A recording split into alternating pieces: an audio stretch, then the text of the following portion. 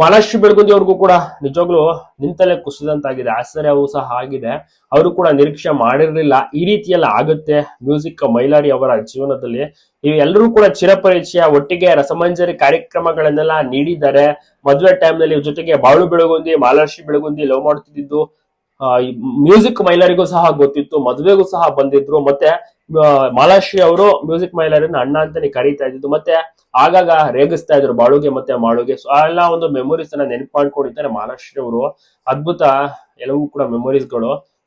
Music Mylari ಅವರ ಒಂದು ಜೀವನದಲ್ಲಿ ನಡೆಯಬಾರದಂತ ಒಂದು ಘಟನೆಯೂ ಸಹ ನಡೀತು. ಅದುವೇ ಈಗ ನ್ಯಾಯಾಂಗ ಬಂದ 14 ದಿವಸಗಳ ಕಾಲ ನಿಜವಾಗ್ಲೂ ತಪ್ಪು ಮಾಡಿದ್ದಾರಾ ಮಾಡಿಲ್ವೋ ಗೊತ್ತಿಲ್ಲ, ಅದು ಇನ್ನ ಕೂಡ ತನಿಖೆ ಆಗ್ಬೇಕಾಗುತ್ತೆ.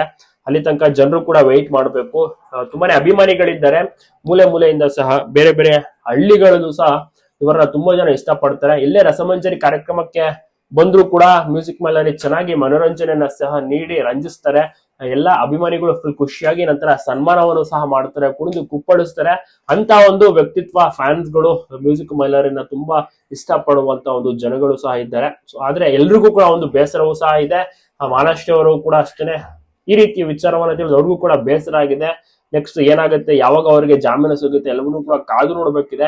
ಈಗ ನ್ಯಾಯಾಂಗ ಬಂಧನದಲ್ಲಿರುವ ಒಂದು ಮ್ಯೂಸಿಕ್ ಮೈಲಾರಿ ಅವರು ಹೇಳುವಂತದ್ದು, ನಾನು ಕಾನೂನು ಪ್ರಕಾರವೇ ನಾನು ತಪ್ಪು ಮಾಡಿಲ್ಲ, ಹೋರಾಟ ನಡೆಸ್ತೇನೆ ಅಂತ ಕೂಡ ತಿಳಿಸ್ತಾ ಇದ್ದಾರೆ. ಕಾದು ನೋಡ್ಬೇಕಿದೆ.